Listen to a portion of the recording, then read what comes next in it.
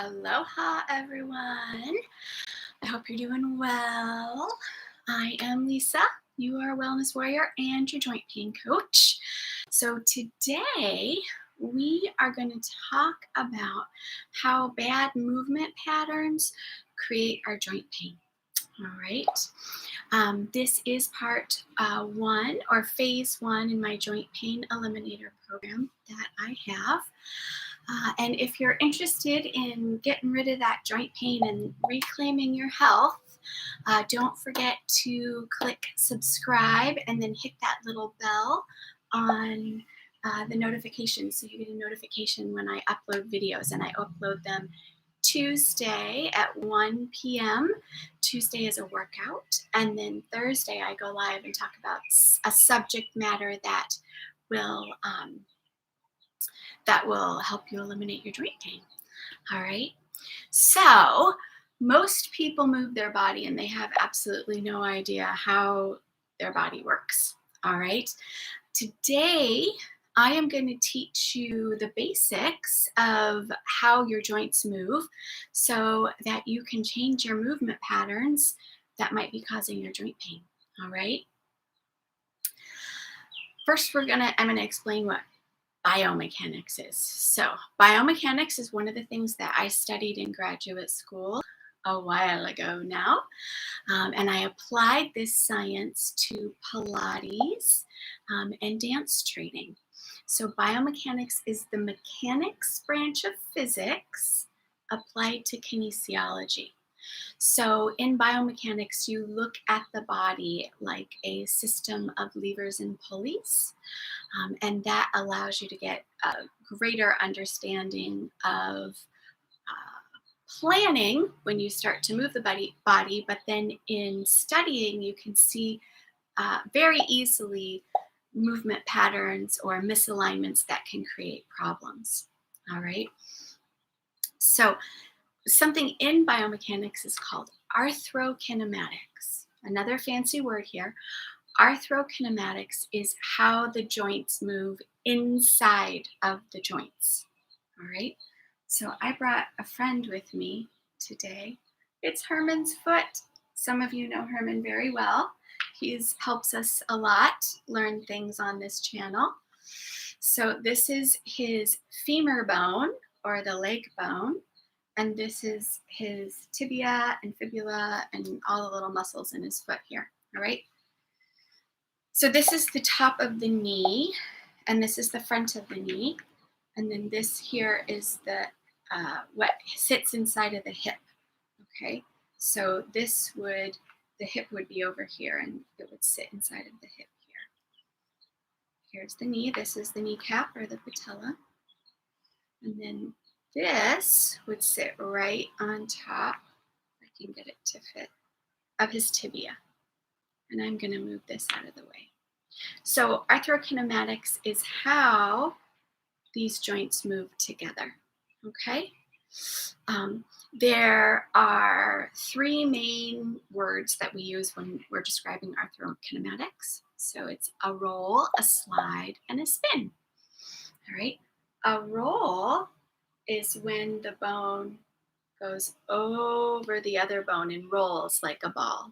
All right, so in the knee, you could go like this, roll this way.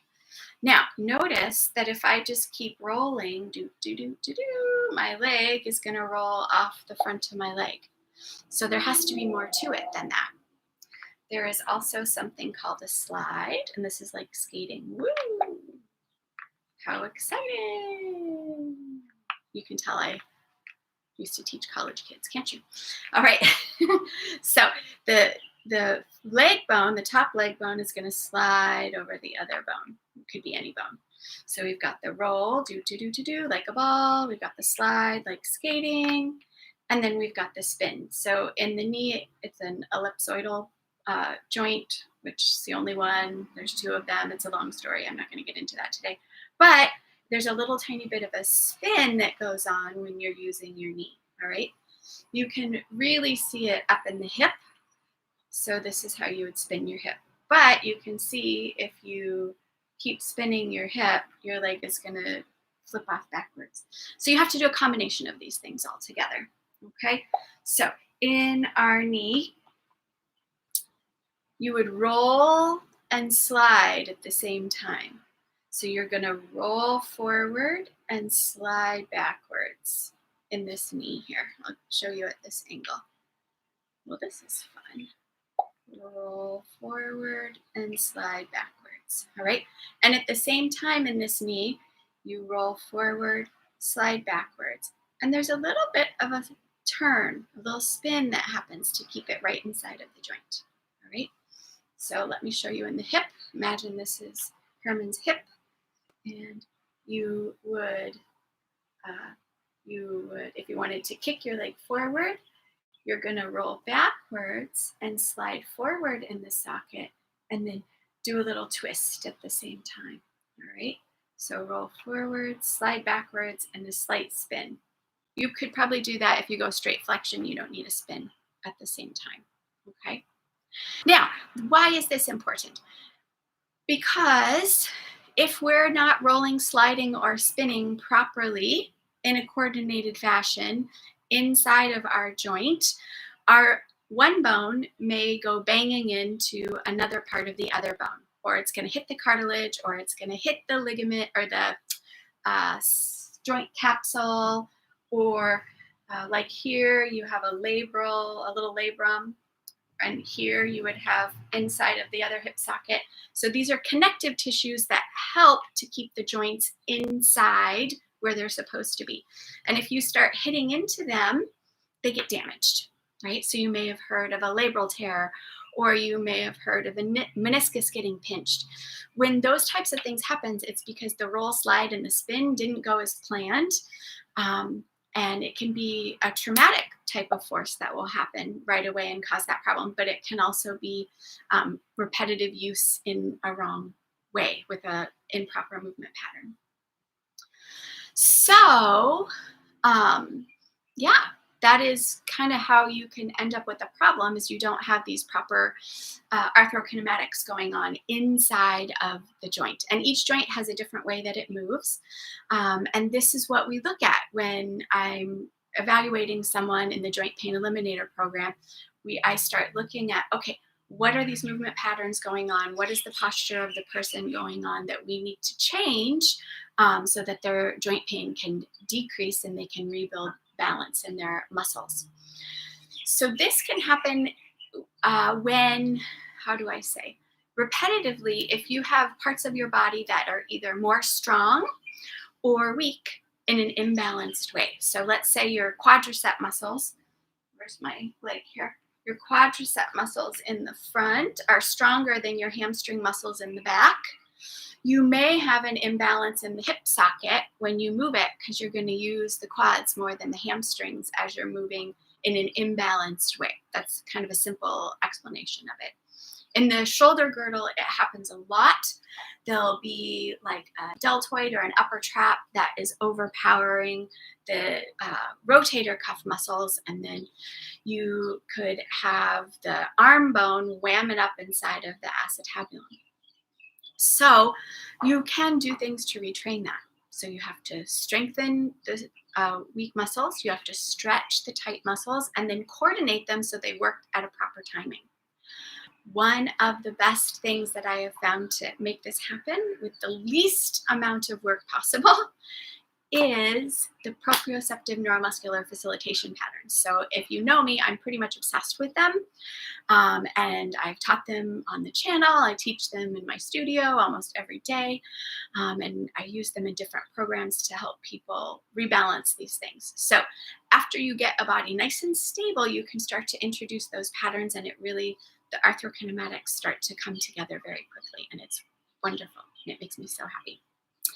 So that is my tip and information for you today. So through today, I do hope you have a deeper understanding of how your joints work. All right.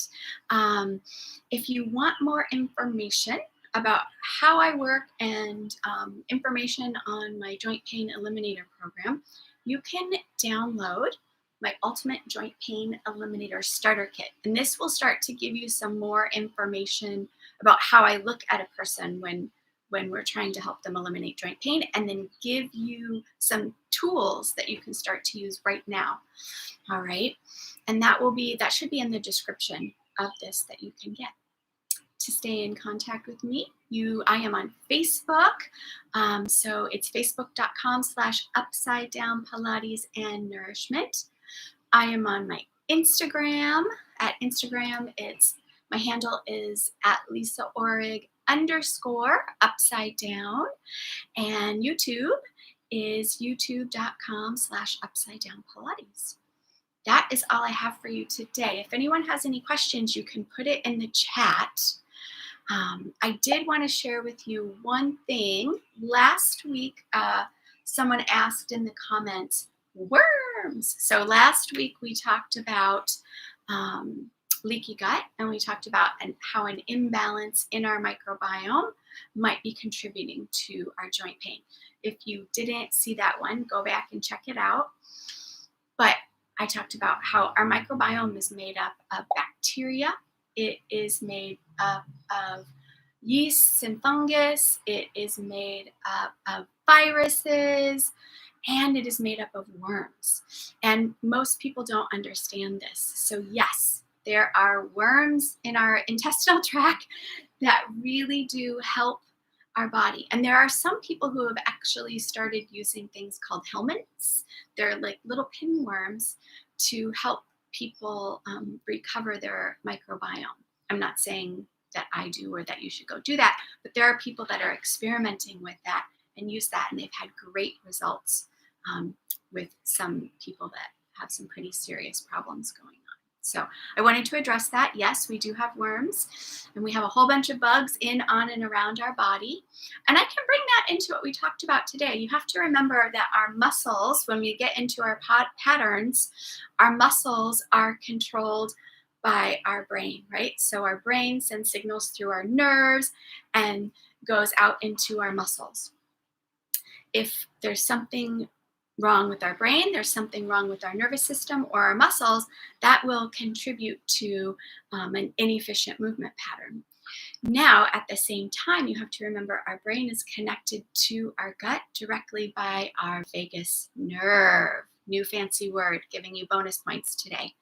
So if there's something wrong with the vagus nerve or the gut, it can inhibit the signals from the brain to our nerves and into our movements patterns. So that is another way that our microbiome can actually contribute to joint pain. So that was your bonus point for today.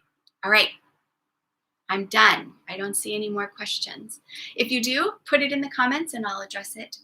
The next 2 weeks, you will get a recorded video. I'm not going to be able to be live with you. So Tuesday and Thursday, you'll get recorded videos, and we'll be looking at more things that can help you eliminate your joint pain. Have a wonderful day, and I will see you in a couple of weeks. Aloha!